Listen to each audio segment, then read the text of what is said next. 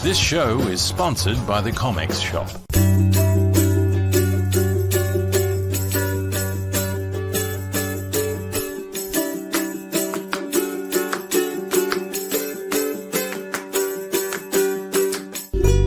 We hope you enjoy the show. All right, g'day. Welcome to Tuesday Chinwag, episode 18, first one for 2023. I'm in my new uniform, very happy about that. Now, little Leigh, once upon a time in June 1991, first came across my next guest in this comic book here, and was quite taken by your artwork, mate, and it's a great pleasure for me to meet you today. So welcome all to Mr. Jason Paulos. How are you, sir? I'm very well, thank you. Thank you. That's good to hear. So we've had a fun start to the morning, lots of laughs, few tears, it's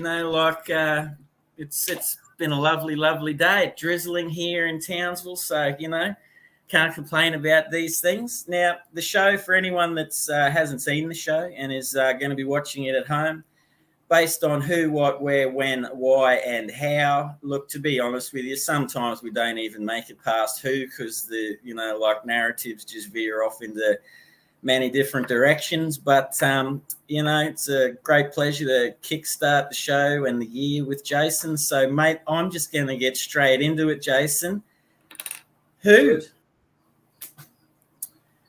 Who are you, mate? Indeed. I don't know. I'm a very stupid man. And I do stupid things. Mm-hmm. And there's no real logical reason for why I do the things I do. Yeah. But so you like living on the edge? No, that's the thing. I just don't know any better, and I just never stopped doing the same things that I wanted to do when I was a kid. Yeah. That's a lucky thing. You're still doing them. No, it's a stupid thing because if I had any sense, I would have given it up and tried something, that was more successful. But there's nothing else I really can do, Yeah. Well, when did you start drawing? Like, what was the thing, man? Well, I was talking to my mum yesterday, who's 84, and I said, Mum, I've been doing this for a long time, blah, blah, blah. I started when I was 5, and she goes, you started before that. Right. Are you an only child, or you got brothers and sisters? 2 older brothers. Yeah, right. Like lots older. They were the sporty type. You were the arty type, or little bit, yeah, a little bit like that, yeah. Yeah, right. So now, you can obviously correct me, but I'm assuming you're New South Wales boy, natural born and bred. Like from where are you from? No, I grew up in Brisbane. And I moved to Sydney after I left art college when I was like 17, 18. My mum reckons it wasn't when I was 17, but I think it was. I mean, yeah. I went to grade 12. So how old are you when you finished grade 12? About 17. Maybe it was 18. She's probably right. Yeah. Yeah, I just moved here on a whim. I had no money. I came here on a Greyhound bus. Yeah. It was kind of a crazy thing to do at that age, but I just felt Brisbane was kind of like a prison. Yeah. I didn't feel like I belonged there. And there was nothing, I had nothing going for me there. I didn't feel like there was a future for me there. Yeah. There wasn't one for me in Sydney either, but I had a girlfriend that moved here and said, why don't you come down and move and live just in Sydney with me? So sure, why not? I stayed. I stayed.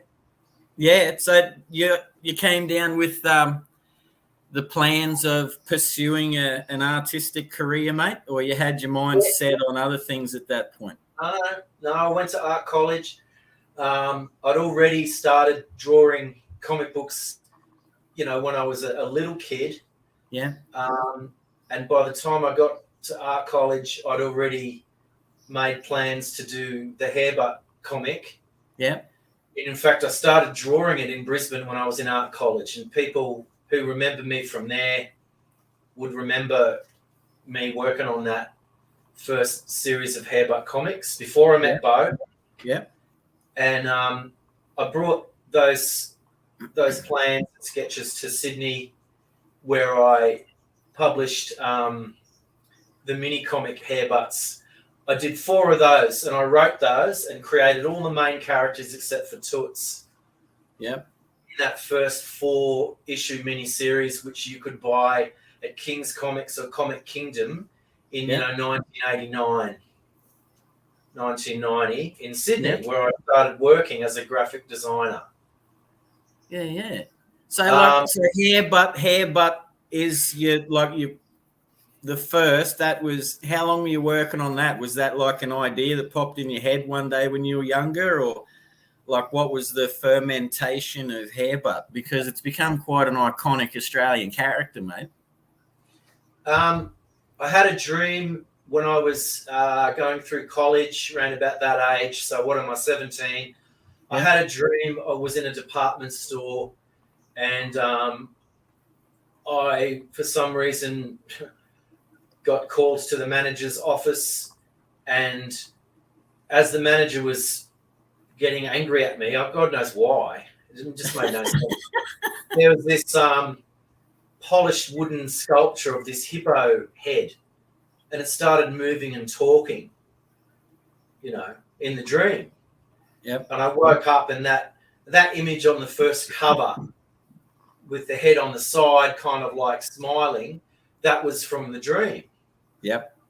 I don't know why it came to me as a piece of wood. I mean, it just makes no sense. But then I drew that down as the cover, and then the title, Jung Isn't Deep, He's My Brother, or Jung Isn't Deep, He's My Brother, which was the first Hairbutt story I wrote, the first story. It wasn't the origin story. Bo wrote that later. Yep. The first story that I wrote, which introduced Hairbutt, Rocky, Byron, and Fabian Stringfellow and Grunt, who were the first baddies. The story title, Jung Isn't Deep, He's My Brother, was graffiti on the toilet wall at the art college I went to in Brisbane, Queensland College of Art, when it was at the campus. And that made me laugh. Jung Isn't Deep, He's My Brother. I knew about the song, He Ain't Heavy, He's My Brother. Yeah. And I thought, it was just such a weird thing to write on a toilet wall, And that was the name of the story. So was that like you kept that in your memory? That was it? Like that image, that title was like, boom, this is what I'm going to do. That was it. I was away. And then whooshka, you're off and running. That was it. That was all I needed. So when I was a young kid, I used to, my dream was to have a daily comic strip in the newspaper, because I loved Croc and Wizard of Id and BC on the Rocks. Yeah. And all those American gag strips. And my goal was really to come up with a character that I could do, get in the newspapers, the 3-panel gag strip. Mm. That was my dream when I was a really young kid. But I could never come up with a decent character. In fact, I don't think I even, put pen to paper for a daily strip. But I'd practice drawing comic books in my spare time, as a kid. Yeah. And then when the Hairbutt character popped into my head, I thought, well, that's good enough. I'll go with that. Because I just really wanted to have my own character. I thought that's what you were supposed to do. Yeah. I thought that's what everyone did, created a character. But later I realized that people were quite happy to just want to be the artist on Batman and stand in a queue at a convention and have endless portfolio reviews. I didn't have a career in mind. I just thought that, the ultimate artist was a creator, not a technician, where you you had ideas, you wrote stories, you drew the stories, and you did everything, which is what the gag strip guys did. Yep. So I didn't really understand the comic book industry at all. I didn't understand. Well, there wasn't one here, and there still isn't really. Yeah. It's how did you decide on the mini comic side of Hairbutt? Well, I must have seen some, but the only one I can remember at King's Comics was Electric Ferret by Jared Ashworth, but it wasn't stapled properly. He just stapled it with one staple in the corner. Yeah, right. Or you'd get a bunch of A4s and just staple it down the side, and you'd cut your fingers on the staples at the back. So I thought, well, it won't be that hard to fold it and staple it down the middle. Yeah. Like a proper little booklet thing. Mm. And as far as I know, mine was the only mini comic apart from his that was on sale in 1989. Yeah. That was stapled properly. Yeah. And then I thought, well, I'll do a little editorial page at work because I was a graphic designer, so I could do typesetting and I could get free laser prints and photocopies, and I ran them off at work. Yep. And took them to Comics Kingdom and King's Comics and, sold them for $1. Yeah. And you're on your way. Yeah, and over the next 5 or 10 years, lots of mini comics started appearing through the 90s. Yeah. Soon there'd be a big stack of mini comics there. Well, so, you must have I never. Say I was the first because Jared was the first. Yeah. But no one else was stapling it properly. I didn't. He wasn't stapling it properly. So mine was the first comic that was actually saddle stitched. Like a little booklet. Yeah. So you must have always had a love of minis, because I've noticed in the last week or so, mate, that you've produced another mini comic that you've had up on Facebook and stuff. So what brought you back to that? Has it been a while since you did a mini? You just had I'm going back to minis for a bit. Is it what you were saying? You just doing whatever comes natural to you? Yep. I looked into Kickstarter and I did an Eat Kickstarter, a Hairbutt Kickstarter with all the mad stuff. Yeah. And that went well. But I ended up with a pile of books that I couldn't sell. And I plan to do another one with all the unpublished Eek stuff that's left over from the second trade paperback, which never happened. Yep. And it was just sitting around. And I prepared a Kickstarter campaign. I pretty much just had to green light that and just press the button. Yeah. But I couldn't face the online hustle that you had to go through to get it going. I don't like being in front of a computer. I'm in front of a computer enough to produce artwork. And I look for reasons not to be in front of a computer these days. Yep.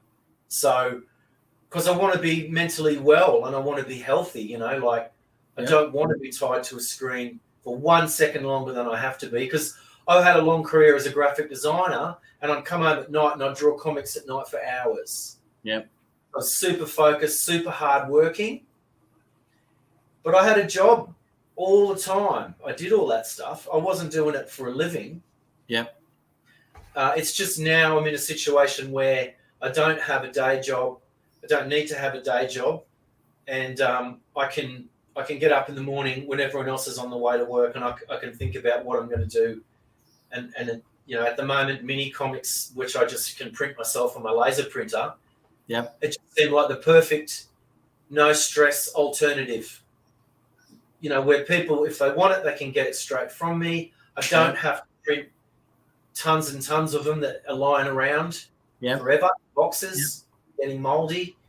It just seems like a bare bones, easy, low stress, and I can put out what I want, and I don't have to worry about color. I don't have to worry about all the pre-press production stuff, which quite honestly I've just got zero patience for. I mean, I can, at the moment, I'm happy to do the work because I enjoy the work. Yeah.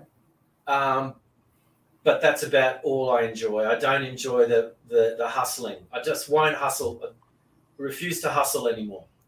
Yeah. No, that's fair enough. Did you? What turned you off the hustle? Just the It's complete, just hitting yourself against a brick wall every fucking time, and just the general apathy of your average comic fan. Yep. You know what I mean? Yep.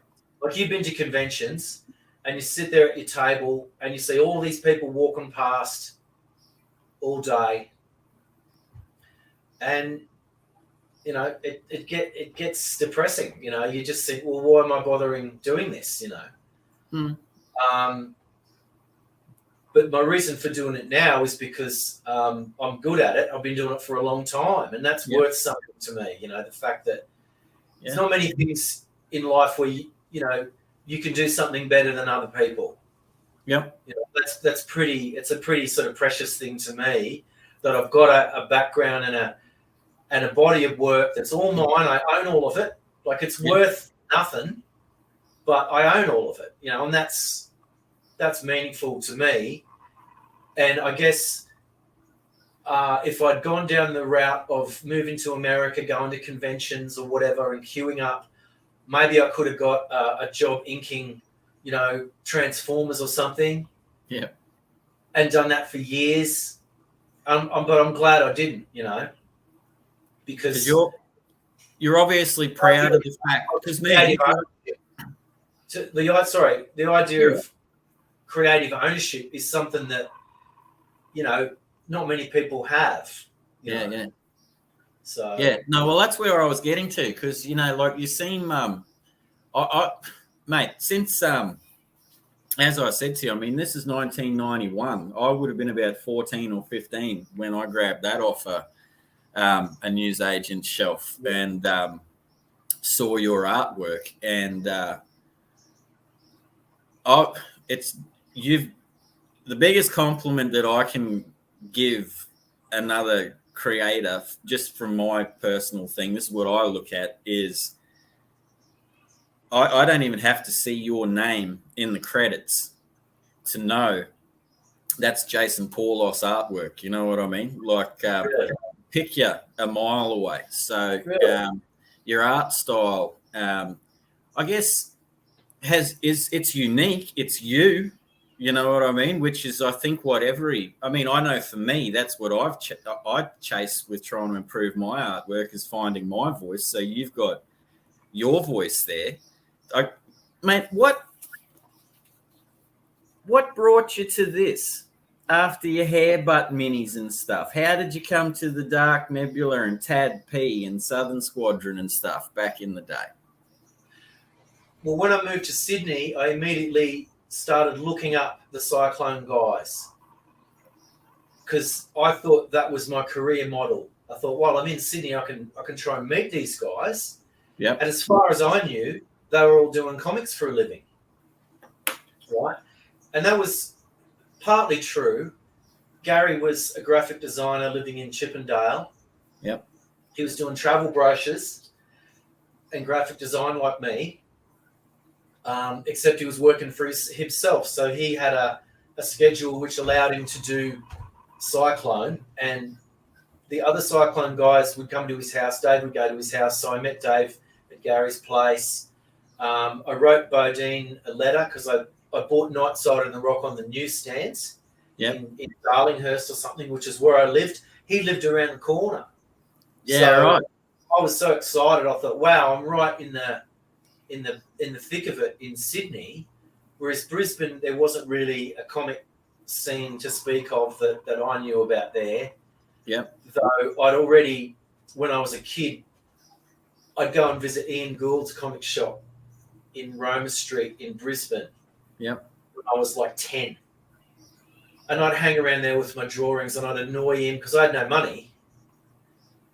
I'd hang around there and annoy him, and eventually, after a few years, he enlisted me to draw his superhero comic called The Liberators, you know, which was like a homegrown, like Justice League type thing. And I drew an issue of that. I penciled it, and another guy inked some of it. And as far as I knew, we were one of the only self-published books in Brisbane at the time. Yep. And in any case, several years later, I was in Sydney and I was, hanging around the Cyclone guys, and they were kind of like sort of on the edge of imploding and ending then. Yep. Because I didn't really understand the economics of it and how hard it was to, have a normal life and then do this as well. Yep. But I was always fine with working 2 jobs, so I just thought, well, comics will be my second job till it starts paying, and it never did. So I got stuck in graphic design for like 25 years, doing brochures and annual reports and stuff. Yep. And sort of hated it the whole time, and now I guess I'm in a situation where, and then I started freelancing, doing storyboards. Yep. For ads for the drawing book agency in Sydney. But that all died in the arse about 10 years ago because of the internet. Yep. And then by that time I'd moved to the Blue Mountains, which are in Blackheath, which is where I live now. I built this studio myself. Yep. And I'm sort of like scraping by doing freelance art jobs like this. I don't do a lot of this kind of stuff, but like that's for a travel. Yeah. The Blue Mountains. That kind of. Yep. So I do sort of have a commercial comic style. Yep. Right. And other stuff like that. I just did Sky's Cavern Library. Yes. Yep. For Peter Lane. Yep. And I get regular phantom work, thank goodness. So, like you say, you're chipping away, mate. You've always been chipping away. Plugging away, like my mum says. You're plugging away, Jace. Yeah. Someone's got to be me and be the guy that keeps doing it and keeps doing it. Yeah. Is it most like people quit, like most sensible people quit? Yeah. Particularly in their 20s, because they get a partner, a girlfriend, a boyfriend, and they stop because they've suddenly got a life now. I always managed to do both at my own personal detriment, I might add. Yeah, I take it's a compulsion for you, mate. It's just something you've always needed to do, is to just keep drawing and stuff. Yeah, more so now than ever, because I'm finding, being in my 50s is pretty brutal. Like, I don't know, it seems like the toughest time. Yep. For reasons, and having something that's that's yours, that you can own and that other people can't do is a big deal, And the music's the same, Like I've got a couple of bands and I record music and we muck around writing songs and stuff. And I'm grateful that I've got the time to devote to that, Whereas I guess a lot of people are probably still doing their 9 to 5. Yeah, so you're like fully, I guess you're immersed in your art, mate, whether it is drawing and music as well. So, like at the moment, if I can keep getting away with it, I'm gonna keep getting away with it. Yeah. I'm pretty sure I can, but I don't take it for granted, And if I had to get like a 9 to 5 kind of thing, I'd obviously have to do that, because I've got a family, I've got 3 kids to feed and stuff. Yep. But there's no 9 to 5s up here in Blackheath. That doesn't exist up here. Yeah. So you just you have to make it work. I can't go back to Sydney; it's too expensive. I fled Sydney about 10 years ago because I was in debt. Yep. So it was a real struggle to get here. But once I got here, I realised, hey, I don't have to struggle anymore because I'm not living in Sydney. Yep. And how big, like, is the community where you're at, like, is it artistically, like, minded? Because creative, I guess, like flourishing, or is just a lovely little small town where everyone's relaxed and that helps you with your art? And Yes and no. I mean, you get a lot of weekend artists up here, like weekend types. Yep. They build their studio in their leafy yard, and they, contemplate their navels and splash a bit of paint around, and they get it in a local gallery. Yeah. But I don't have friends like that. My friends are like tour guides and ambulance workers and firemen and the sort of people you don't meet in Sydney. Yep. And they're not sort of really into art and that. But yeah, I guess you get a lot of people who think, I'm in the mountains now, I'm going to be an artist now, like as like a lifestyle change. Yeah, yeah. Whereas I'm like sitting down and grinding out pages, and for me it's kind of like a job. I've got a job mentality. Yep. I start at 9 in the morning, and I'll try and go all day.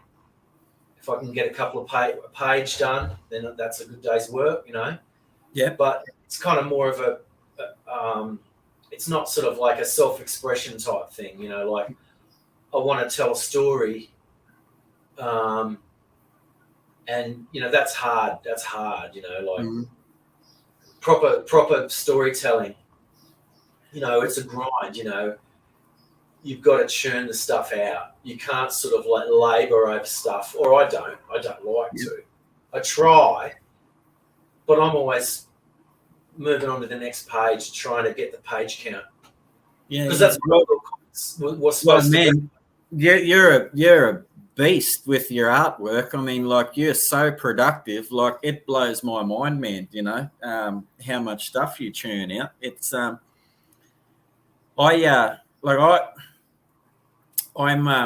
I've been reading, for example, like when I was a little kid and you could get all your comic books up at the newsagents and stuff, your one staple there, man, was, like the Phantom. So I'd always, nothing new on the shelf, I'll go and get the Phantom and things.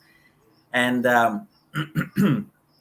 it blew my mind, man, when you started doing the Phantom, because he, like, from this dude that I saw, like in 1991, suddenly getting, like, and doing the Phantom and things like that, and like super original, like, stories and stuff too, in that, I imagine, very structured, regimented, I suppose, mythos of, that character. You've managed to, like, maintain your identity with all of that.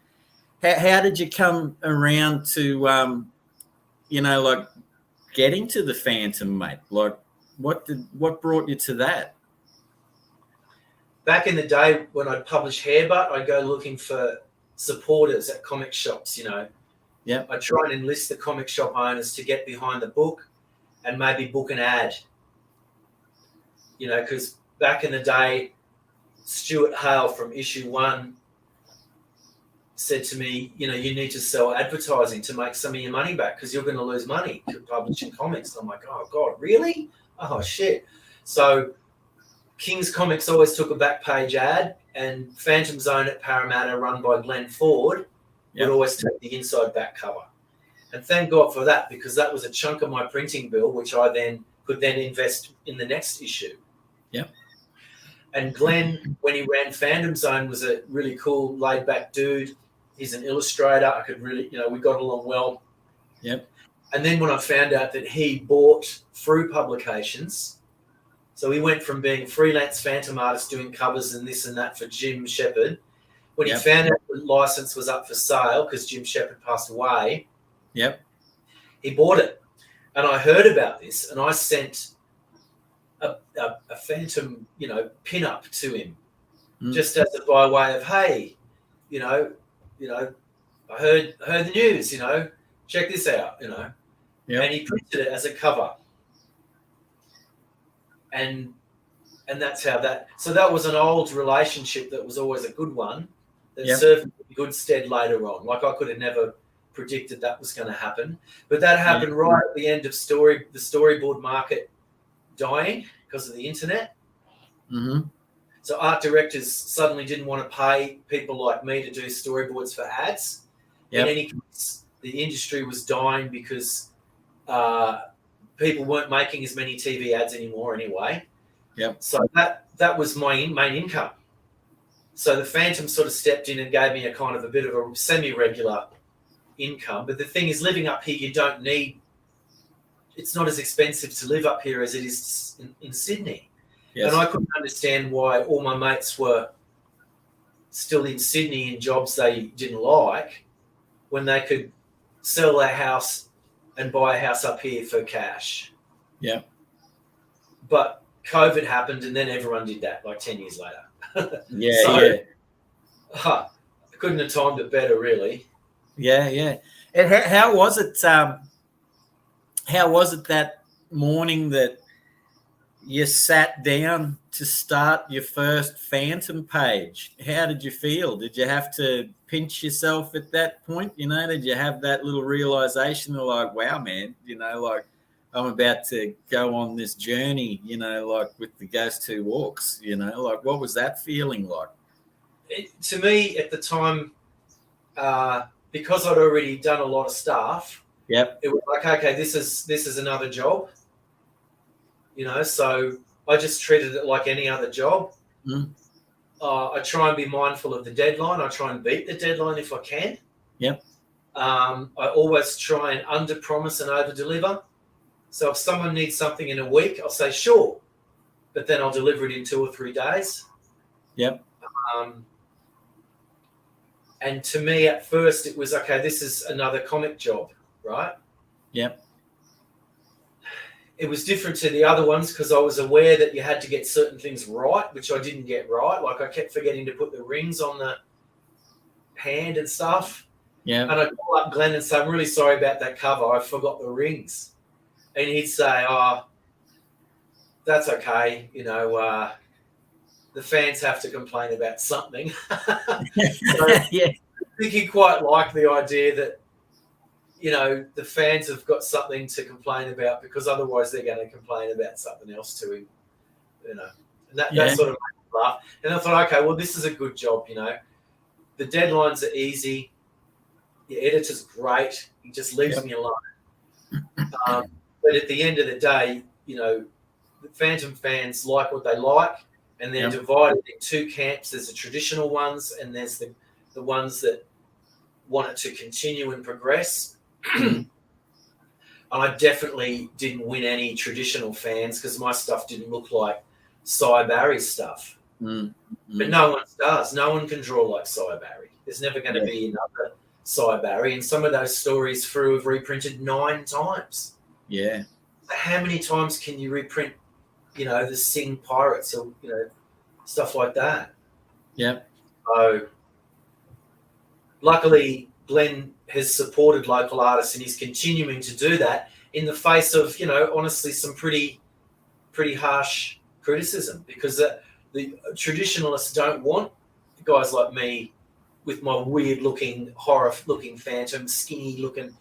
You know, I love Cy Barry, but I can't. I'm not even going to try and draw like Cy. I've tried to draw like Cy Barry. You cannot draw like Cy Barry.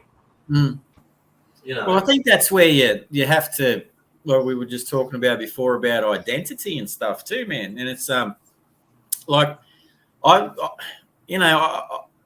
not going to lie to you either. It's like there's been varying issues of the Phantom that I've picked up, and I've done the whole. I've read that before. I'm not just picking it up for the continuity of the numbers. Do you know what I mean? Like I'll leave that this fortnight, you know, like, but the next fortnight I come through and I go, oh, you know, like something new, something, you know, like by a local Australian artist and stuff. Because, I mean, it's good to see that, you know, there was the covers last year with the Australian female creators. One of ComX's great, you know, like mates, Lauren Armstrong, you know, like Marshall was, you know, did a brilliant cover. Yes, really yourself, there's Glenn Lumsden, man, who, you know, like he's a wicked artist, you know, like coming through. He's like the Brian Bolland of Australia, you know. Oh, man. Or the Alex Raymond, you know. Yeah. No, he's good, man. Like I spend a lot of time looking at those covers when he does things, and those giant size ones. But yeah, no, that's cool, man. Because I like the fact, like for me, I'm definitely not. I appreciate the traditional side and stuff too, but I like the, I guess the progression of like the character and the art and the stories and stuff too, man. Like I don't think things should stay stale, if you know what I mean. Maybe that's too strong a word, but things moving forward's a good thing, man. It's it's like a shark, I guess, man. Stop swimming, like it dies. So it's you got to keep on moving. But no, that's always wondered how you got into that, because yeah. But again, great character and stuff. So, mate, next thing, I guess now. You're going from hair, but you've done some dark nebula and things like that. Now, have you always? Because I like the fact too. You've got that mentality of I'm writing it, I'm penciling it, I'm inking it. Like I'm learning on the spot. Like doing it all yourself. Because I like to have that idea too, man. Like that's how I guess I got started up in Townsville. I've got, I don't have any friends that, like are into comic books, man. So I couldn't sort of turn to someone. Yeah, I couldn't turn to someone and go, mate, this is a great story idea. You want to write it? Yeah, I'll draw it. Like it was, like, okay, I guess I'll do it all. So, yeah, you sort of get stuck doing it, but, hey, it's like if people don't like it, they don't have to buy it, eh? But I have fun doing it. That's right. Yeah. I mean, as much as I like playing music, the frustrating thing about that is when I want to play music, no one else is available. Yeah. Whereas in comics, if I want to do something, I don't have to wait for anybody to turn up or call me back or approve something. Like I can just go for it. Yeah. Well, funny because you and I were having a yarn the other day, organising the show and just having a chat and that. And we were having a laugh because you said, are you in a band too? And I laughed with you and was like, no, not at the moment. But for many years when I was younger and that, I used to, play music because I guess creative you do when you come out of school and that. Yeah. And one of the things that I found incredibly frustrating, man, was trying to get like 4 or 5 people into the one place at the one time, to create magic, I guess, like in your mind, like, or my mind, what was happening at that stage. I mean, like, to me, it was beautiful. To everyone else, it was probably like a bloke shouting into a garbage bin, falling down some stairs or something, man. I don't know. But, and then, I just got to that point where it was just like, I found it easier, I guess, just to rely on myself, if you know what I mean, like, because I could control my output and what I wanted to do and things like that. So I get that. But did you ever find that, like with your music, does it conduce with your artwork? Like, because, I guess you'd be listening to lots of music when you draw, and I don't assume you're the sort of dude that'd sit in silence in your studio, are you? No. And do you find your mood and what you're drawing is dependent on the music that's playing in the background? No, though I like to listen to music, I can work for hours in total silence, no problem at all. I don't even notice sometimes. And to be honest, having to, go to my screen and, fast forward the ads or, find a song that I like or a video I haven't seen yet is getting to be more of a distraction. So, that kind of stuff, I've never needed to anything to get me going, because when I started, I was a kid. Like I had no distractions. There's no alcohol or drugs or records or anything. You're just in a room. Yep. You're not always happy either. Yeah. You're not always in an ideal situation, Yep. So I started really young. So for me, just the act of doing it is something I'm really just super comfortable and confident with, just because I started so young and I don't know any different, you know. Yeah. Well, like, I find you obviously don't. From that, I'm assuming you're not a dude that has a TV playing in the background and you like drift off and 10 minutes goes by watching, like the latest movie or something and coming back. You're just like dropping in the zone. Yeah, look, honestly, my attention span has been whittled away by YouTube like everyone else's. Like I'm just as much of a, consumer of junk media than anybody. Yeah. But I get I can hyper focus on drawing. It's just a natural thing, and if that I can just get lost in what I'm doing, and especially once I get into a rhythm, say if I've been doing something for a couple of weeks, and I'm refining everything down. I don't want to stop because I know how hard it is to get back into that zone again. Yeah. The problem is my neck and my shoulders are constantly seizing up, so I'm constantly cracking my neck. Yep. And readjusting my shoulders and trying really hard to take breaks. Walk the dog or anything like that. Yep. Because what I'd done over the years was I'd kind of worked so hard at the drawing board in the wrong position that I'd started to have real issues with my back, to the point that, years ago I got up to go to work because I'm sitting at a computer all day and then sitting at home for hours drawing till 11 o'clock at night, midnight, whatever. Yep. My back seized up and I couldn't walk for a couple of weeks. And I thought I'd fucking broken my back. I thought I'd slipped a disc. All it was my muscles were just so tight that they just wouldn't let go anymore. They just like seized up and I was like an ironing board. And my boss was calling me, hassling me to come back to work. I couldn't walk properly. All I needed was some relaxation therapy and some regular exercise, blah, blah, blah. I didn't understand that. I didn't understand that I could maintain that. Yeah. So even at a certain level of discomfort, I can maintain it through certain therapies or exercises or stretches or just breaks or whatnot. Yep. And so if a younger artist says to me, have you got any advice? I just say, I don't tell them anything about art or drawing. I say, get some exercise, have a break, go outside. But I'm assuming everyone works as hard as me and as obsessively as me, and I just don't think a lot of people do. Yeah. It's just part of my personality. Yeah. I'm a workaholic, I mean, when I built this place, it was during lockdown. I'm just like, I want to build a new studio. I'd already built 2 in the backyard. Yeah. Out of pallets, and because I didn't have a lot of money, but I had time.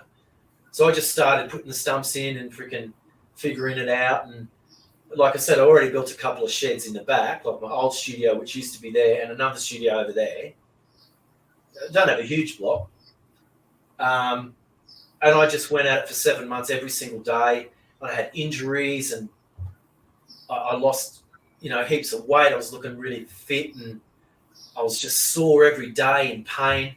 But every day I just came back and kept throwing myself against this wood and throwing this wood around. It's like I was just bashing my body up against all these materials, and I just couldn't stop. It was just like an absolute obsessive, thing. And that's just how I am as a person. Like, I tend to freak people out because I'm so intense, and I'm like, I don't mean to be. Sometimes I just think everyone's like me, but if I really think about it, I just sort of go, you know what, I need to probably just back off and chill out a bit because people just, don't get it, they just think I'm angry all the time or whatever, and I'm really not.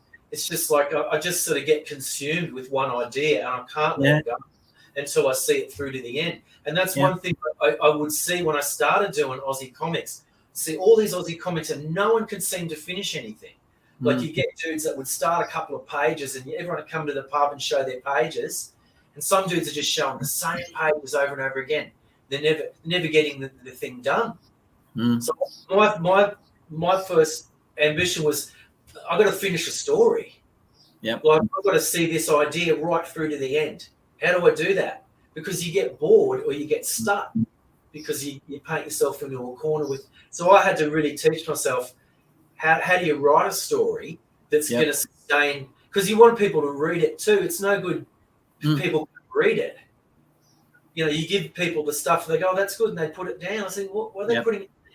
What you want is people to go, oh, wow, and they're reading it before they even know they're reading it, because you've got your craft to the point where you know how to draw someone's eye in, and you know how to keep their interest in the story to the end. They may not like the story, but if they're reading it and getting to the end and figuring out what happens, then, you know, that's the next level, you know, in storytelling, because you've actually sucked the reader in and they're reading it without even realizing, you know. It's like, you know. Would you say that just from like starting early, young, you've like self-taught yourself these things over time, like just through sheer trial and error, and I guess your workaholic nature, mate? Like, because I assume you'd be the sort of dude that's last job you want to do, you know, you want to do the next one better than the last. You know, like, is that your, you know, you're always trying to improve yourself. So, it's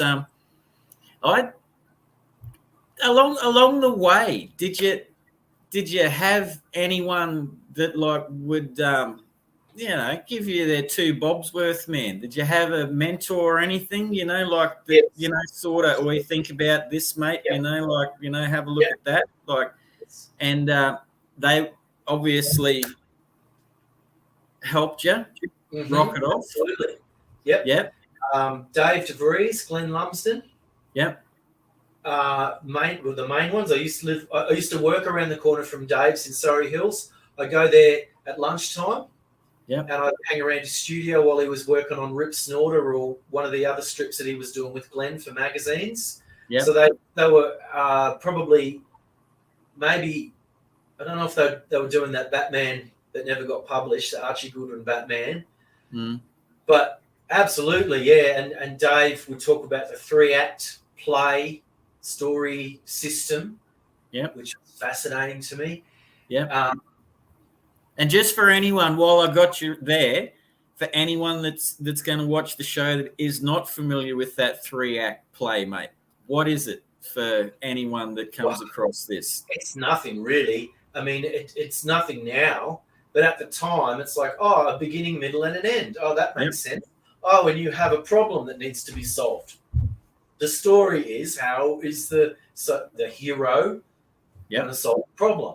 So, okay, well, that's a pretty basic but useful sort of structure. There's a million things as well as that.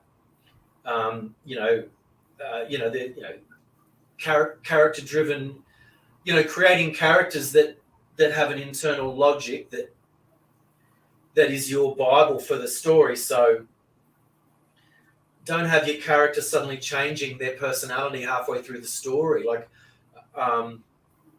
you know, there's certain checks and balances you need to put into place for yourself, because you're not going to have a mentor. Like, I'm lucky I could send stuff to Glenn if he's not busy, and he'll read through it and he'll rip it to shreds. You know, I did a 160-page Houdini versus Rasputin graphic novel. I wrote it, colored it, lettered it, and I sent it to Glenn, and he said, I wasn't sure about it. Like, I knew that I'd lost my way. And I changed direction because I kept running into I kept running into brick walls with the storyline, you know. And I knew it was a mess. I sent it to Glenn. He goes, Jason, I don't know what the hell is going on in this story. And I said, yeah, you know what, you're right. Thank you. I needed you to say that. And he goes, look, if you want me to, I'll go through and maybe we can cut it up and save some of it, and I just said, forget it, man. I just chucked it in the bin. 170 colour pages of really nice artwork. I just binned it. You know, it was a real moment. I just thought, well, fuck this up. I'm never going to go back to this. This is my lesson, you know, where Yep. and it's also a measure of me as an artist that I can throw away that much work and then just keep moving on with something else. Yep. The idea being that your best work is always around the corner. Yep. Right? And don't try and pass something off that's half-baked just because you did it. Mm. You know? How long would you have spent on that? That's why I'm so annoying, because I've worked with people in the past and I've pulled them up and said, this ain't cutting it, mate. I'm going to have to spend hours and my neck is going to stop moving in about a week. I'm going to give myself whiplash drawing this story, but it's shit, mate. It doesn't make sense. You need to fix it. Yeah. Like, come on. And I made some enemies, mate, believe me, particularly with writers. They don't want to hear the artists critiquing their story.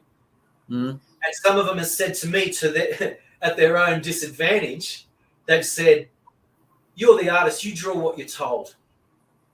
I'm like, fuck you. I'm going to give myself whiplash drawing your stupid story.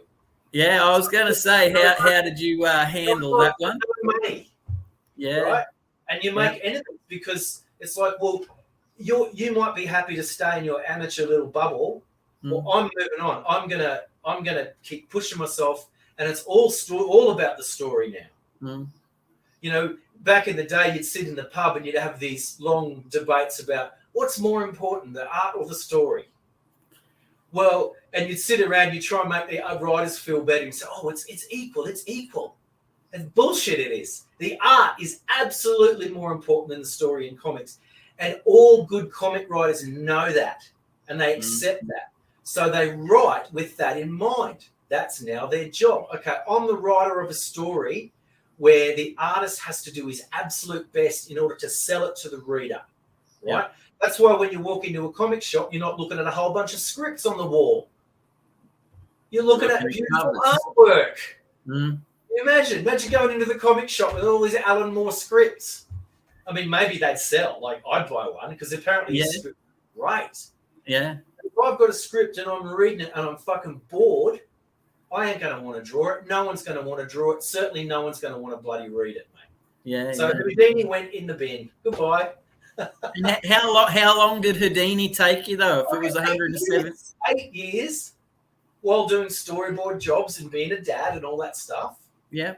I wanted it to be like, I thought at the time, well, you know what the problem with Australia is?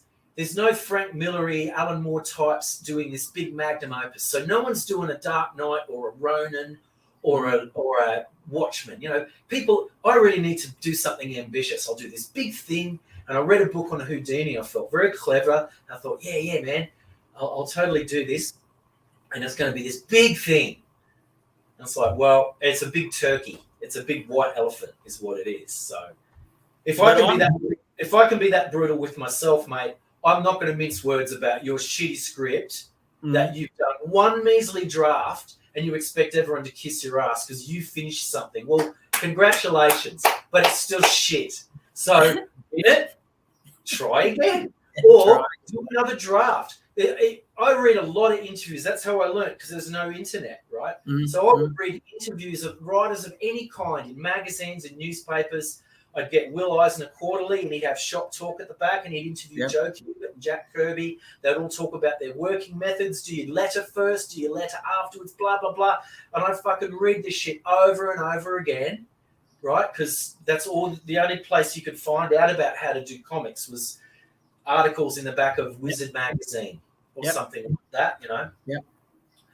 And because if I'm going to knock back Bodine's Hairbutt script, right, I better have a good reason. I can't just say to a writer who's been up all night writing this great script that they think is great, I can't just say, yeah, I just don't like it.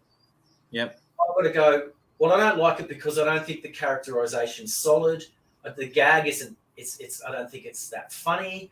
I mean, I'd have to try and, I owed it to him to sort of learn a little bit about writing so I could at least give him a halfway informed opinion as to why I don't want to draw that. And to his credit, he wrote another one, and then he wrote another one. I got a folder full of them. Yep. Yep. Did you find that, I guess, for the failure of Houdini improved you as a creator from that point? Absolutely. You came back more resilient and went, this is where it's a badge of honor. It's like, look at what I throw out. Like my credibility as a creator is judged on what I throw away. You know what I mean?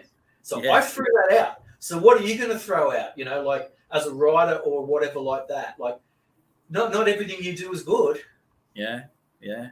I mean, it'd be great if we all had an editor looking over our shoulder telling us what's good, but you never get that. You don't even get people. Like I used to say to people about some of the Phantom stuff. So do you read it? And I go, yeah, it's great. I go, no, but do you like the story? They go, yeah, sure.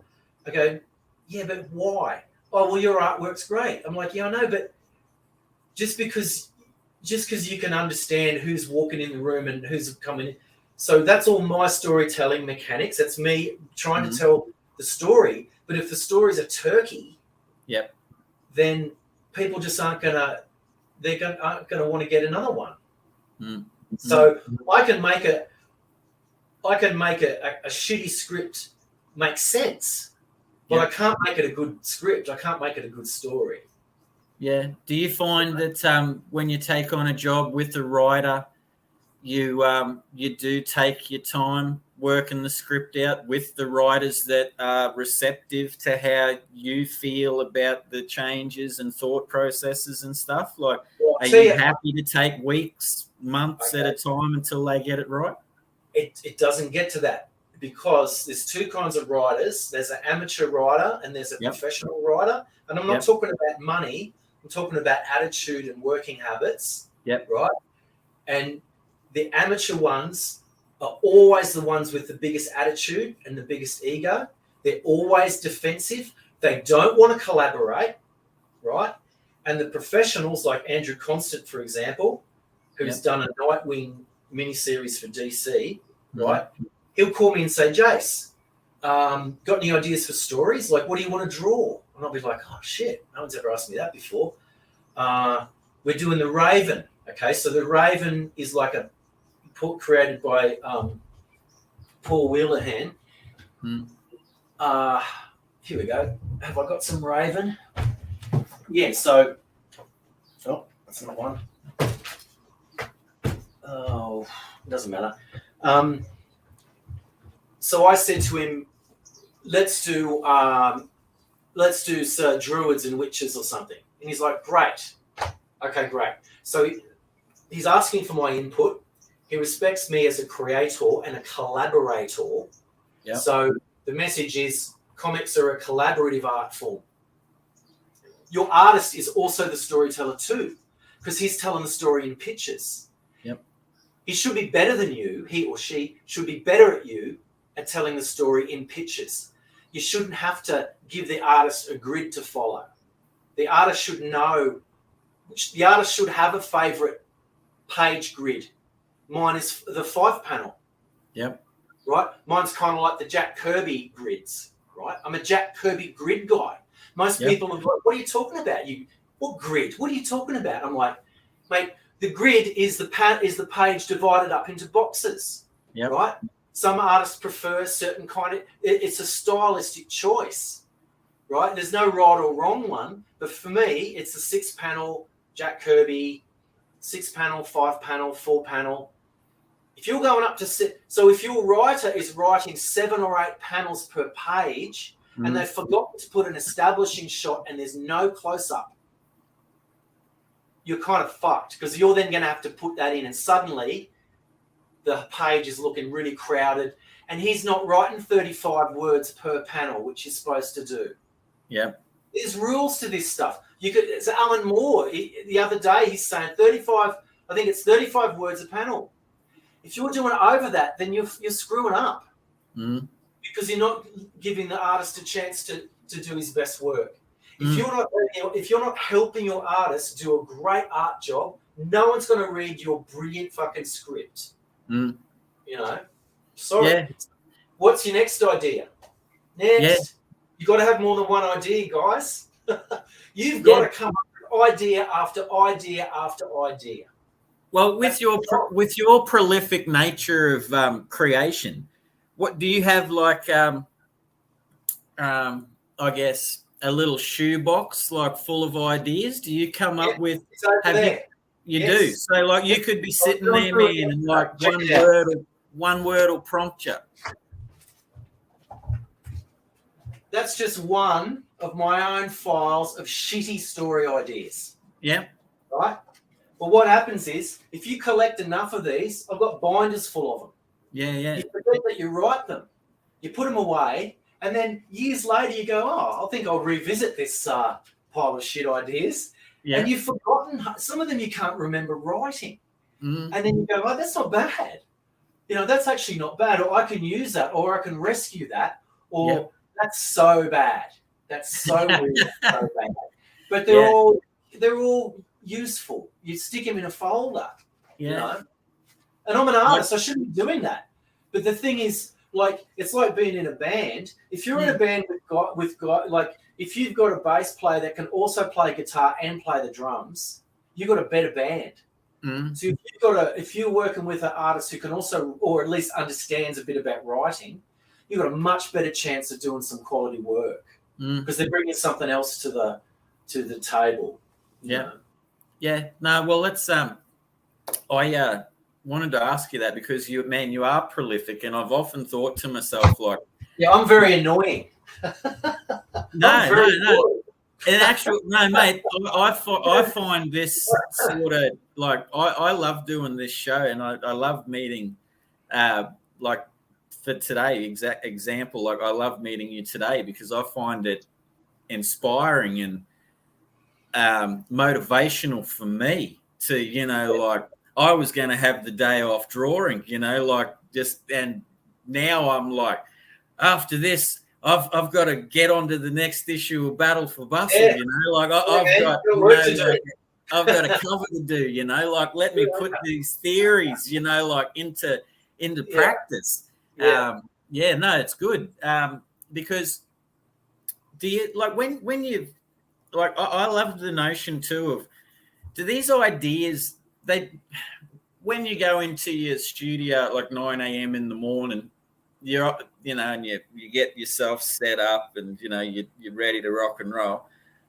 The idea is obviously for you because you're a thinker from talking to you. Don't come to you between 9 and 5. You're obviously the sort of dude who could be out walking the dog and just have a moment where you're like, and you seem to be an observational person as well, man. Are you the sort of dude that likes to say sit in the street and across the road, there's two people going about their business and you watch them and see how they, I guess, come together or come apart, you're one of those dudes. Do you go home and sketch that sort of stuff with these ideas? Yeah.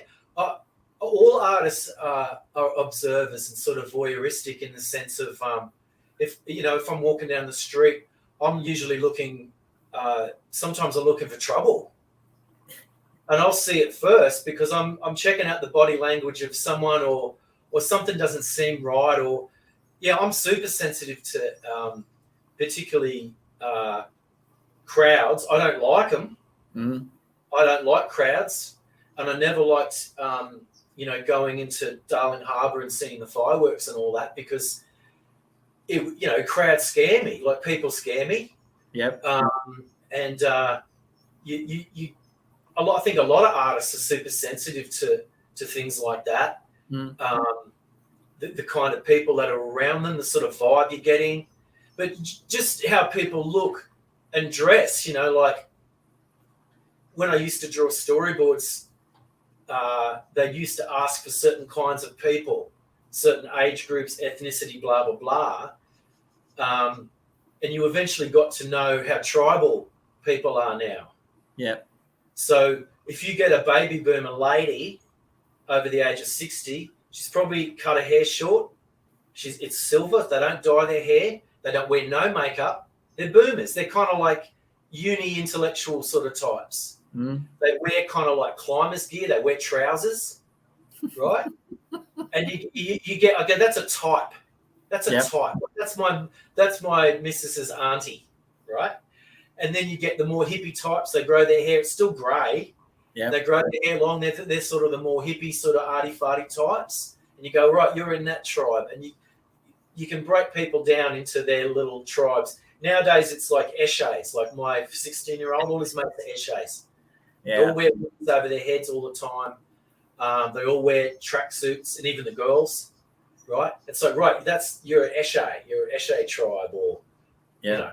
And so when you're telling a story and you're trying to populate a page with a credible environment, you know, if you're too lazy to put people in there, then it's not going to sell the story. So you've got to put the time into the background people. What are they doing? How are they dressing? And try and keep up to date with it too. Because one thing with storyboards was my first storyboard job, they said, okay, we need a car. So I drew a cool comic car, like the car from Creepy Magazine or the Groovy Ghoulies or something. And they'd be like, no, we want a Hyundai. What the hell is this 1950s hot rod you're drawing? I was like, well, it's a cool car. They're like, you've got to learn how to draw modern cars. I'm like, shit, I hate modern cars. Fuck. Yeah. They all look like electric shavers. There's no hard angles. It's horrible. But you've got to be able to bust out a credible looking Hyundai-esque sort of car, which now I can do in my sleep. Yep. But that was a leap for me at the time. It's like, shit, I've never wanted to draw a car. But that would have improved your artwork exponentially, because it's like you were drawing stuff that you weren't comfortable with, I guess, to begin with, you know. Yeah. So that would only be a positive. Yeah, absolutely. Yeah, because you also can't draw like Olivia Newton-John chicks with bang hairdos and guys with, as much as I love, you know, the comics from the 70s, because I was a kid in the 70s. Yeah. You can't keep drawing everyone with flared trousers and stuff. One of the things I like doing about because I can do all that retro shit, because it's like I'm paying homage to 70s black and white horror comics, which is what I grew up on, because I didn't live near a comic shop. Yeah. Yeah. No, well, mate, I grew up on a state, like my dad collected comic books in the 80s and that, Marvel and things, you know, and bits and pieces of Australian stuff. And he cool dad. And he had one eye man, like, you know, like when your mates used to come over, you know, like for the first time. This is a house I grew up in, you know, like he'd be sitting at the dinner table and then suddenly he'd be like, oh, Troy, come over here. I've hurt my eye. And Troy would come over and he'd like flick his glass eye out onto the table, you know. So,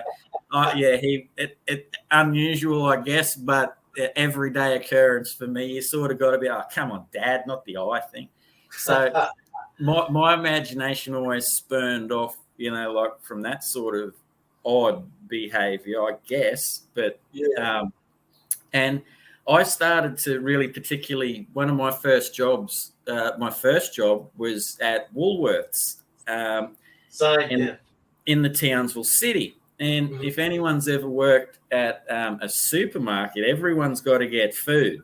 Yeah. And you see some people that, you know, you're mixing with the ups and you're mixing with the downs and everything in between, and you can see some sights. And when I was younger, I used to sit on lunch and, you know, like sketch out people, you know, like that I'd see in the shop and all that. And I used to enjoy that. And then through the 90s, you went through the whole Marvel, you know, everyone's, you know, I'm huge, massive, you know, like I look like a god, you know. Yeah. And then the one dude that triggered me when I was young was Larry Stroman with X-Force, because you came out of that whole, like, everyone's a Hercules, to suddenly seeing this dude that was drawing people with, you know, hunched shoulders, bigger bottoms, you know, like clothes that didn't quite flow the same way. But in reality, those things do happen because, you know, there is a dishevelment, you know, not everything flows, you know, like in, like a picturesque type way. Yeah. And it's a cool thing to observe people. I can't say I'm with you, mate. I'm not a huge crowd person, but I do like, like when Tam's off doing her thing and you have those moments at the shop and you're sitting, I always like to plonk myself in the middle of one of those walk aisleways, and like you get people cruising through, man, they're on their phones and they're bumping into each other and they're getting angry with the other person for walking into them. I always have a chuckle to myself, and I find that sort of stuff helps with my artwork too, because I find if you don't observe things, I notice, then it's a trick. I'm completely amateur and indie compared to like where your art level and your stuff is more self-expressive. Well, I appreciate that, because that's what I try to do. I found that I was without like observing people, I found that I was falling into little traps of faces were becoming similar, like that sort of stuff. I found that going out and sitting amongst people and looking at the different expressions on people's faces, like was helpful to artwork. Because I find that none of your characters in the backgrounds of things that you do ever look the same, man. Yeah, well, that's because I don't want it to look storyboardy. Because one of the time-saving tricks for doing storyboards is that you have a generic set number of face types. Like you've got the square-jawed white guy, you've got the pretty blonde girl, you've got the old lady, and you just alternate between, and you never draw the old lady. You literally always, back before advertising went woke, because everyone's mixed couples now on the advertising on telly. But back when you had to draw white people all the time, because the art directors would say, we don't want any Asian people, we've got to make them all 30 to 35, Caucasian, in fact, blondish, blah, blah, blah. And so you get into the habit of doing that, and that's something that doesn't fly in comics, because you don't want your comics to look like you're cutting corners. You are, but you're just doing it in a nuanced way, and you know that people like you are looking hard at everything, because comic audiences are brutal. They've got the best of everything to look at. They don't need to be looking at your shitty artwork. So they're looking for the mistakes and the shortcuts. So when you give them something that is extra, they remember it. You go, oh yeah, Paulos it's always worth having a look, because he's not lazy. Like he rushes. He's a bit sloppy at times, but you have to strike a balance. You have to have a deadline style. Yeah. Well, that's something that you mentioned to me the other day, was what you just called there the deadline style. Yeah. Is that you also said just like a little while ago that you like to get in before the deadline. So do you set yourself, like when you come in at 9 in the morning, say, do you go like, right, I'm penciling, I'm inking this page by 5, and then I'm walking away from it. That's the page done. If I don't get what I want done, I'll get it. Like, what's your thought processes there? Yeah, I'm brutal. I'm really hard on myself. Yeah. Yep. I don't leave pages half finished. Yeah. That's a habit I developed when I was younger, because I was very time poor. Everyone was always taking my time off me, and I hated it. Right from when I was a kid, it was like, no, you're not drawing today. You're going to be working in the garden today. You're going to be digging holes. Oh, God, when am I going to get to draw? So and it gets worse as you get older. You've got kids, you've got a partner, you've got a boss, you've got your friends. They all want your time. So when you get to the drawing board, you're determined to try and get value out of that time before someone comes and takes your time off you. I've always been selfish about my time. Yep. Because I had to be. No one's ever going to say, hey, Jace, you should do some drawing today. Tell you what, I'll look after the kids. I'll take them shopping. You spend all day drawing, mate. You deserve it. You're amazing. No one's ever said that to me. No one's ever Wouldn't said that be a perfect world, man? I don't want to leave that world. Hey, how good would that be? No one's ever said that to me. I've always been like, you know what, I'm drawing today. Screw you guys. Yep. I cooked dinner. You know, I've done the yard. It's like, leave me the fuck alone. Like, I mean it. Like, I will get angry at you if you threaten my time.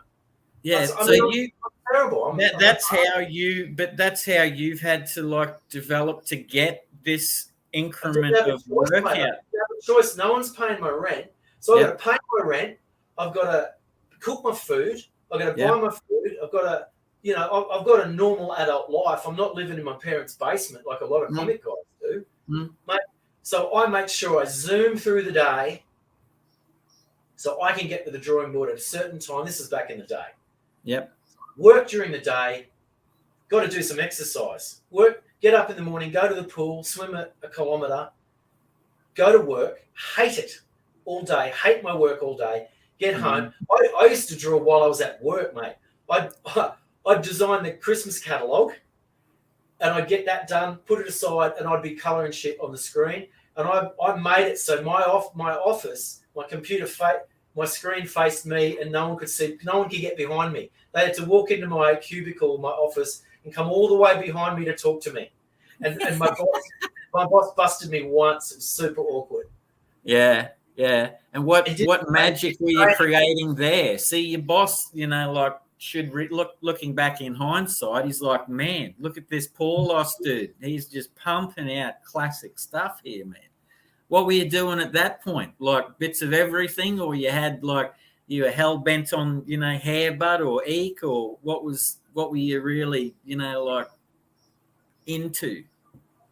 Well, at the time I was doing eek, and you'd go onto forums. There's a couple of forums where a comic artist would go. There was a Pulp Faction forum, which was the Aussie one. Yep. And there was another one in America, the Shane Blind's message board. He was like, I think he was an animator, character designer or something. So what I would do is I'd do a page of eek, and I would then put it up on the forums. People would comment on it. And then I'd do another one, and they'd comment on it. So I'm basically producing webcomics for free for people, just to try and get some kind of input, because you're hungry for people's input. You want people to see stuff. You want people to read it and comment on it. You don't always like the comments, but who else is doing what you're doing to the extent that you're doing it? It's like, you may not like what I'm doing, but you're doing nothing. Yeah. Like, what are you doing? I'm doing it. You may not like the style or the genre that I'm doing it in, but I'm going to finish this story next week. I'll go, page 12 will be done next week. And it might be a bit of a lame story. You know, I don't always write a full script. Sometimes I'll just go for it. I'll just draw a splash page that I like, come up with a catchy title. Death Wears Hot Pants. Yeah, cool. That's a great title for a story. Death Wears Hot Pants. I don't know. So page 1, you know, there's a stripper walking down the street. You know, page 2, she, you know, see, so I'm at work, I'm bored stiff. I've done all my work, you know. No one's asking too much of me in that job. So I always find jobs where I could bunk off, you know. So my career was slowly going down the toilet as a graphic designer. I got progressively worse graphic design jobs, low rent, graphic design jobs. I ended up designing Christmas catalogs. Yeah. Right. Get all that done, and then I'd keep my page rate, keep the page rate going, produce, you know. So, yeah, just crazy mentally ill fucking behavior like that, you know. There's no sense. Like, it's a detriment to your life. Yeah. But really, you're supposed to be doing other stuff with your life, and you know, you're supposed to be going camping and bloody well. I'm just a weird guy. Like, just what the fuck am I doing with my life, you know? Yeah, no, I get it, because, you know, like I've got friends and stuff too that, you know, like, you know, family members that want me to be doing other things as well. But you know, I guess I need to draw too. I can only go a certain amount of days where, you know, like I like sneak, you know, man, I've had people over you know, like they're inside having dinner and shit, and you know, like next thing I know, I'm getting a phone call because I've snuck out into the granny flat, man, because I'll just finish off inking this Yeah, that's thing. weird, mate. That's Yeah, weird. man. Well, you know, like if it is, it is. It's the way it is, man. So it's Yeah. I'm just, you know, see, it's not weird when there's two. Yeah. There's you and there's you and me right now. It's weird when there's one of us doing it, and you know, like. But now that see, we're a group. It's but no, I can totally sympathise with you, man, with that. Hey, mate, I've got to go to the bathroom, which is right there. Yep. Just give me That's 20 okay, seconds. man. No, you're right. You're right. I'll have a little chat about a couple of things while Jason's at the Indisposed. So for anyone that's watching the show while we have our slight intermission, now Wednesday night we have tomorrow night we have the OzComX show. Friday night we have the Drink and Draw, and Sunday night there's a new show that's starting. It's called the Sunday Spotlight. Now that's with Sizzle and Peter Wilson, and the guest on that show is me. So you got to put up with me a couple of times this week, everyone out there. I do apologise, but you know it's just how it is. So don't also forget to like and subscribe the videos and the Comex community, because that helps with all the algorithms and all the interwebby things, you know, as you go. So boosts the channels off to more people so they find out what the Comex community is all about, which is an important thing. And it helps us keep, you know, the Comex going and shows like this happening. Also, don't forget that on January the 9th at 3:30 p.m. Queensland time, the Comex latest comic book, Sizzle and Doug Into the Multiverse, is coming out. So be there, be square, try and get a number, you know, whatever number you want to get. Everyone's trying to get number one, but, you know, that's mine. I'm only kidding. But we'll see how you go when you get into it. So, all right, end of intermission. Back to Mr. Paulos. Now, mate, next question. You haven't always just done Australian comics, have you, mate? You've dabbled off in other comic books around the world at any stage? Yeah, a little bit. I did one job for DC. I got published in a magazine, Heavy Metal. There's been a few indie American horror anthologies, notably Irie magazine by Mike Hoffman, which is an anthology. He reprints some of my stuff sometimes, and he also used to do a thing called Bloke's Tomb of Terror, and I was in the Creeps magazine for a while. The DC job didn't turn into more DC jobs, more's the pity. And the Judge Dredd magazine was a reprinting of an Eek story. So the Eek stuff has sort of found its way into Heavy Metal magazine as well. And it's kind of found its way around the world. There's a German guy who's going to license some Hairbutt reprint stuff in a German magazine. Yep. I forget the name of that. But, you know, you do stuff for so long, and you lose track of where it's going and who you're doing it for. Yep. Which sounds kind of like a bit, I don't know, a bit like, well, I don't know what that sounds like, but I'm not getting any copies sent to me.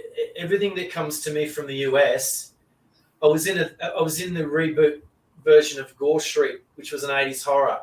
So I did a 10-pager for them, and I'll never see that. It got stopped at customs. Oh. So I'm getting Frank Forte put out an Eek Halloween special issue with like a foil cover or something. I never received it because for some reason, because of COVID, all my books are getting stopped at customs. And so I don't even know where my stuff's ending up sometimes because I'm not always getting a printed copy for my files, which isn't a big deal. I've got so many comics. I mean, if anyone wants to buy my comic collection, let me know. I've got thousands of them.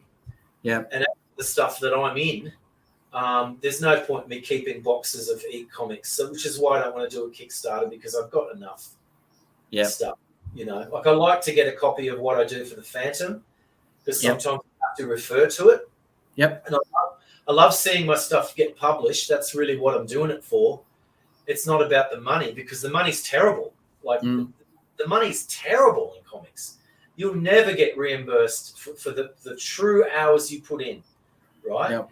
What I'm in it for is seeing it in print. Like that was always my big buzz. It's like, oh, it's been printed, wow. And you see the stuff pile up, and it's a real joy, what you forget is great. If you're at the point where you're forgetting, you've done so much stuff that you're forgetting what you've done, and people are actually pointing it out to you, and you're going, oh, really, I did that, then that's awesome. That's a blessed place to be, because that means your priorities are right. You're producing, you're just moving forward, you're producing more and more stuff. You're not worrying about anything except the work. Yep. All this stuff is piling up behind you in a pile. Yep. And people discover it. They discover it. It's like, oh, wow, here's a Jason Paulos story. We didn't know that was in there. Or, wow, check this guy out. I never knew this guy's been going for years. And like, I get that every now and again. It's really rewarding to me, because I don't hustle. I don't promote myself. I just assume everyone knows about me now. Like, everyone should know what I do by now. If they don't know what I do, then I can't do anything about that. That's not my fault, because I've been doing it for so long. If people aren't paying attention, then I can't help that. Yep. I can only do so much to get my ugly face in front of people. And the work speaks for itself. Yes. You do the work, you put it out. If it's any good, you'll get something back.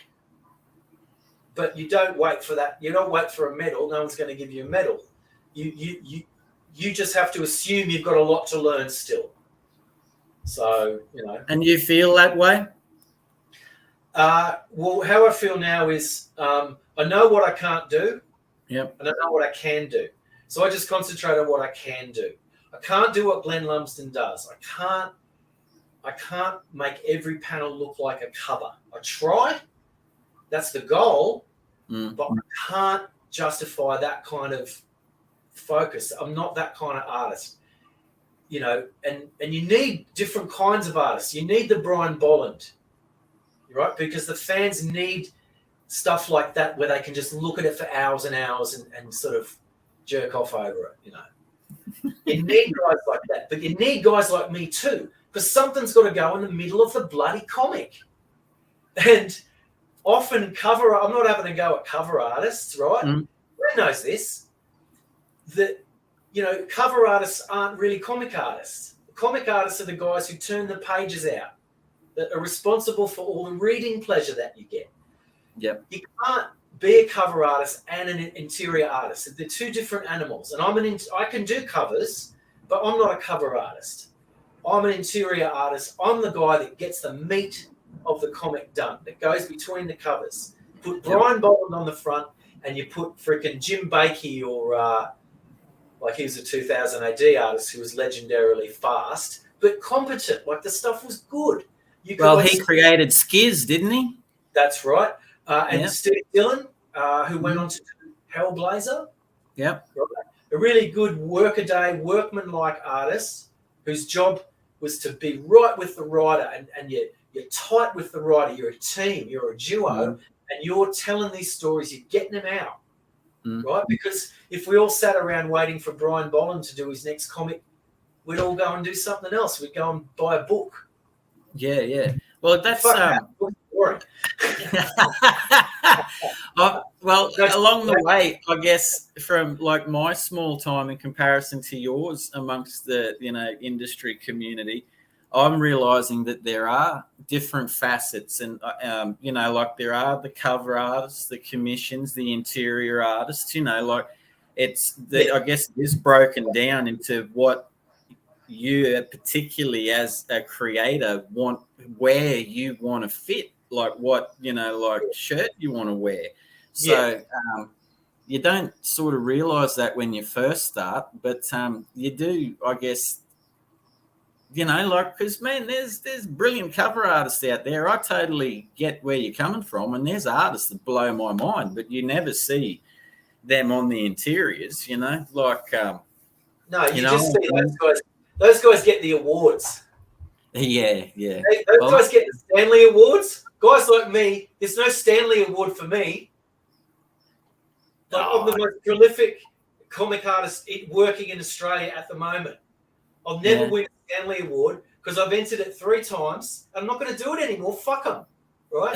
They'll just keep giving it to the same guys. Bless them. They're all mates of mine. But, like, fuck. Like, how many more pages do you have to churn out before someone goes, hey, this guy's he's making comic books. Yeah. Everyone else is doing pin-ups. Yeah. Like, no one wants to buy a book of pin-ups. They want to buy The Raven, and they want to check out the cool Andrew Constance story with the funky Jason Paulos artwork. And guess what? There'll be another one. He's already done the next 2. It drives me mad. You just think, fuck, man. Like, I don't know. I don't know what you have to do to get people's attention. Like, really. Well, man, I would say that I'm not bitter. Yeah. Exclusive on the Tuesday Chinwag. It's Jason's bitter. But mate, said with good humour though, sir. It's good. Oh yeah, absolutely, man. I for one admire your prolific output. It amazes me. It's because I'm slow, man. I will diddle daddle over page forever, but I realise that deadlines aren't for me, man. Like I'm, doing it for self-expression and pleasure. I feel like that's my place. So like I'm happy that I found that and getting to meet people. Not everyone can do deadlines. That's a certain thing that you just have to be kind of like have to be born that way. I do everything quick. Like if I do something, I want to get it done because there's probably something else I want to do or something that needs doing. Yeah, and I'm just a very high energy, annoying person, right? That's just how I am in every aspect of my life. I'm not like a sit around. I'm like, let's go. Come on, we're doing this. Well, let's go. Like, I'm really annoying. Yeah, no, well, mate, I don't find you annoying at all. I'm enjoying this immensely. You're a high energy dude, man, which is good. It's, it's good. It's motivating as all hell. It's like next, when you finished one project, right? Like, do you, comic book wise, to add to this, because I think you're going to say, no, do you ever stop and have a day off, or do you come out there the next morning and you're like, make work for yourself? If there's no Phantom or Raven or anything happening, you're like, I'm gonna do this as an 8-page comic book, and you sit down and you bang it out. That's how you get work. Yep. That's how I promote myself, by making some work happen. Like that's why I'm doing Eek. Yeah. Because I've got downtime between, paid jobs. And at the moment I'm getting away with being able to do that. And what I find is people are very product orientated. If you don't have something for sale or a product that you're I say I don't want to hustle. What I mean is I don't want to go looking for work that doesn't suit me. I don't want to bend myself into a different shape that isn't me to get work. What I want people to do is come to me for the things that I do best. So I'm going to be much happier doing a job for someone who likes what I do. Right? You get this in commercial illustration all the time. They say, oh, we really like Chris Wall's stuff, but he's not available. Can you draw like that? And I'm like, no, I do what I do. And Google me. I don't even have a website anymore. Yeah. There's heaps of my artwork there that comes up straight away. Well, you're pretty prolific with your Facebook stuff too. Like I've noticed the last week you've been pumping out pages of a little short story you're doing. Now, Yeah. Am I correct in saying that started off just no script, no idea sort of thing, just you having a punt? Storytelling experiment, and it's like the Houdini thing all over again, except I'm not doing like a huge thing. So if I'm going to do an experiment, I'll make sure it's a small project. So if it fails, it's like not a huge collateral loss of time that I could be spending on some publishable work. So the idea is I've got enough material that I haven't published yet in printed form that is going to be like 5 issues, 24-page issues. So I've got about 130 pages or so of stuff people haven't seen. Yep. And so I'm going to need some new material in about 6 months for issue 6 or whatever, or issue 10 or whatever. So can I just sort of bust this shit out?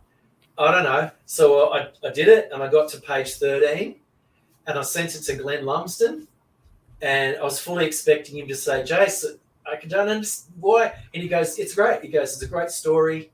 It's catchy. It's really readable, easy to read. Yeah. Music in my ears. And he goes, yeah, that's great. And I'm like, oh, wow, I did it. It worked. Yeah.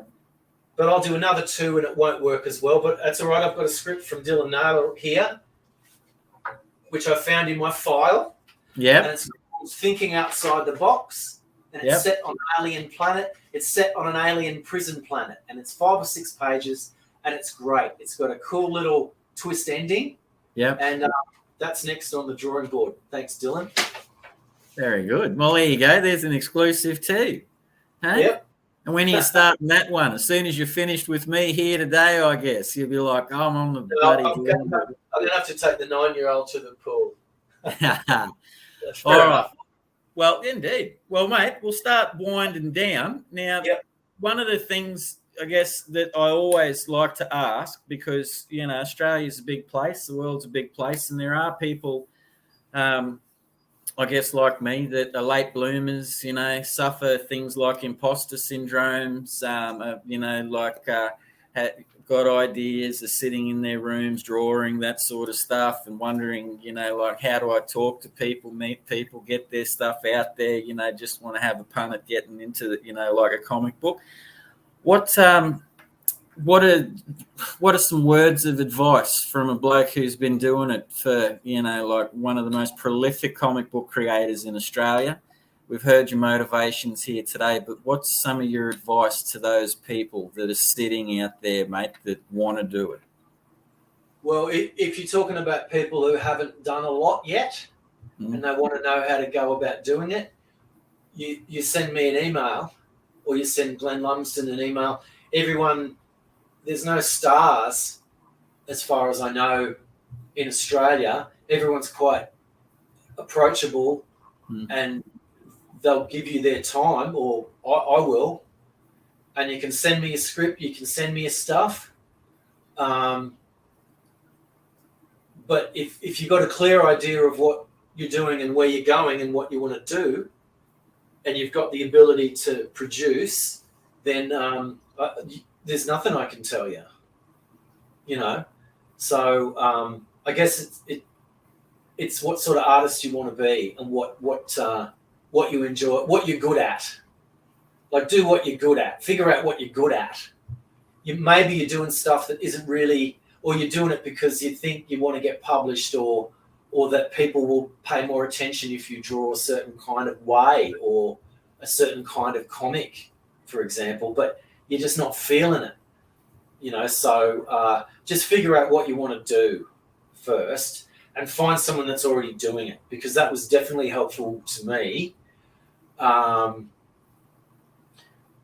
And you know, you can only benefit from you know, some good advice, even some shortcuts. Like, I try and tell people some shortcuts, like visual shorthand. How can you get this? How can you fill up the blank pages?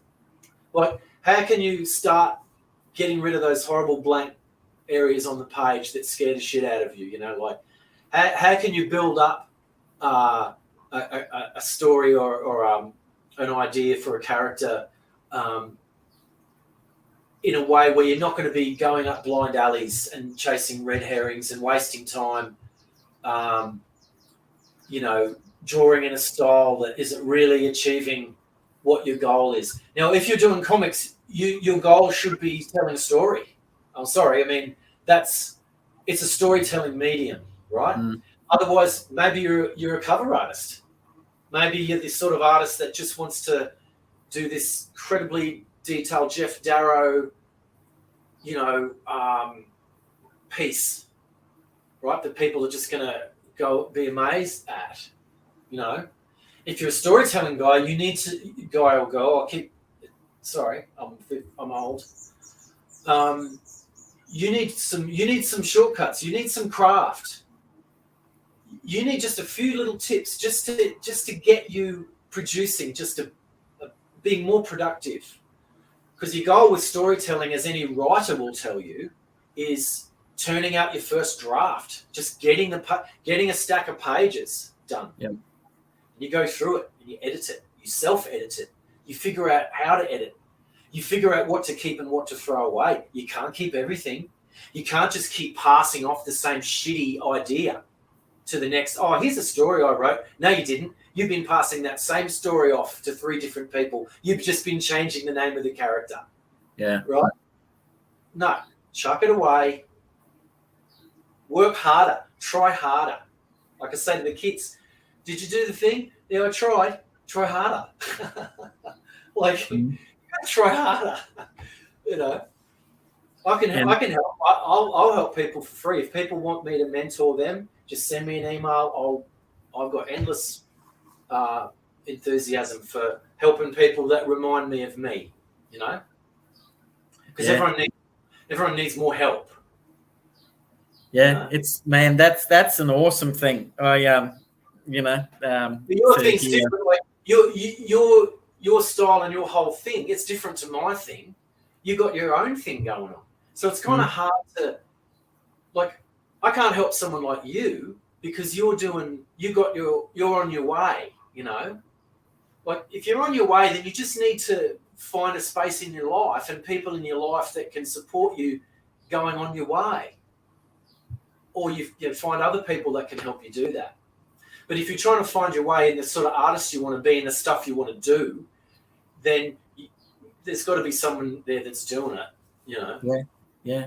No, I just find what you've said an awesome thing, man, because, the comics community is all about, community and, encouraging people to, be self-expressionistic and, get better at their art and enjoy their art and stuff like that. And you're 100% right, man. There's so many different areas where an individual can fit in, to what they want to do with their creativity and stuff. And it's super cool, man, hearing you, make yourself available for, those people to reach out and just say g'day and, have a yarn about, because when I was a young kid, much like yourself, I looked at this and I wondered how, these things and you guys, did all this, and I had to buy trade paperbacks and Wizard magazines and read the articles in the back and get an idea of, layouts and paneling and all that too, mate. And,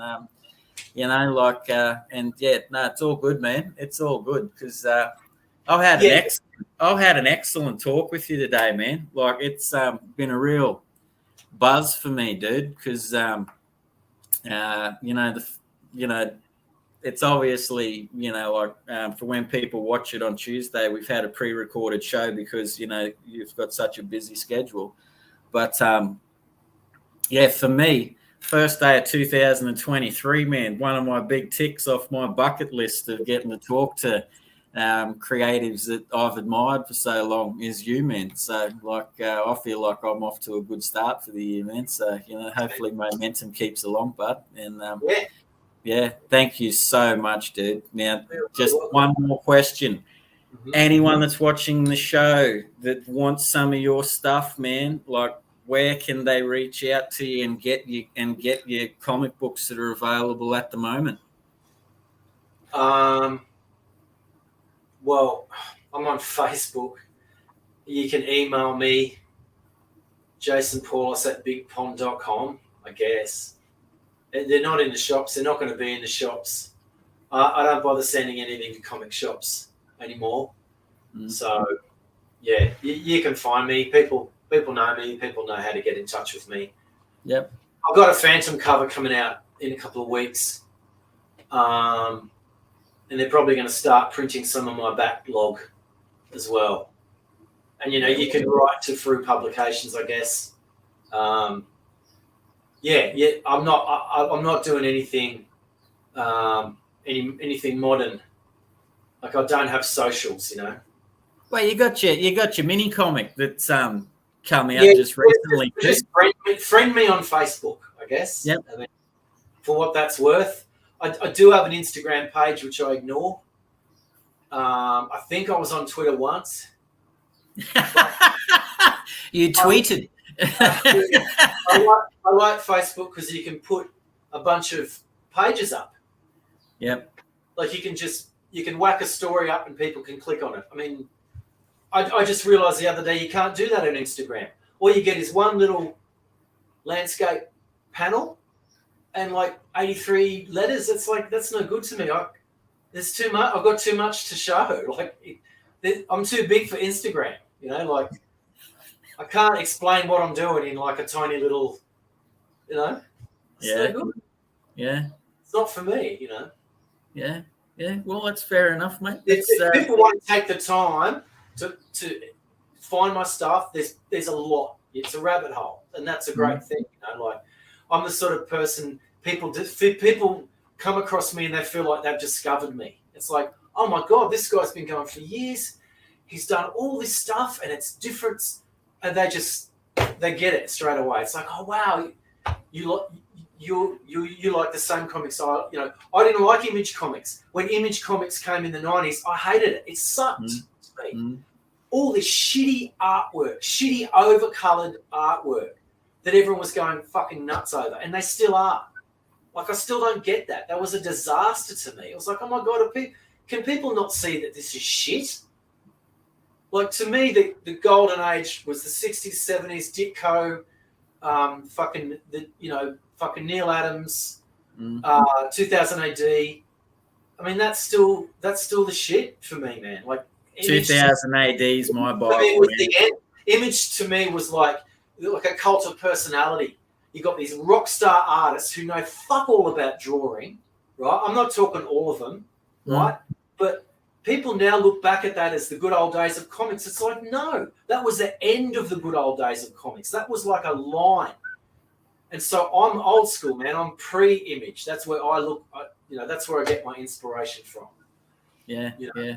No, that's cool. Well, I mean, as I said, I'm 100% with you at 2000 AD. That was cut my teeth on that, man. The first comic I bought of that, like prog number 400 or something when I was a kid, and Dad was like, what the hell? And I bought it because at the time it was like 55 cents, man. And it was cheap. And I was like, who is this Judge Dredd? Who are these ABC warriors? Like, what is going on here? Like, they printed my drawing when I was 13. They printed it.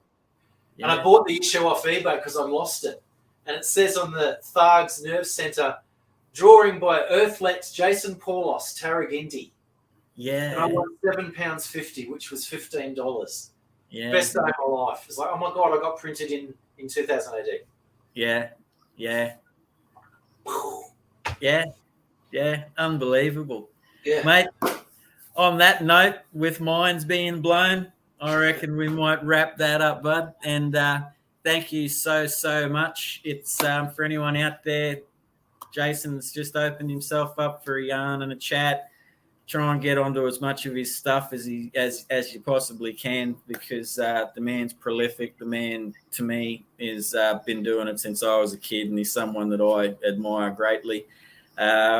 Mate, as we said, Wednesday night Oz Comics show, Friday night Drink and Draw, Sunday night brand new show, Sunday Spotlight, featuring guest me. Sorry, but I'm back.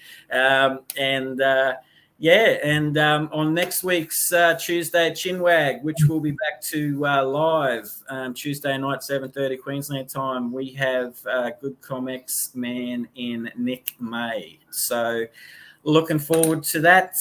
Like and subscribe to the channels again. And once again, thank you very much, Jason Paulos. And hey, don't forget, community is unity. See you all later. Thank you. Peace. This show is sponsored by the Comics Shop. Check out comics.cx for all things comics and find out what comics is all about. We hope you enjoy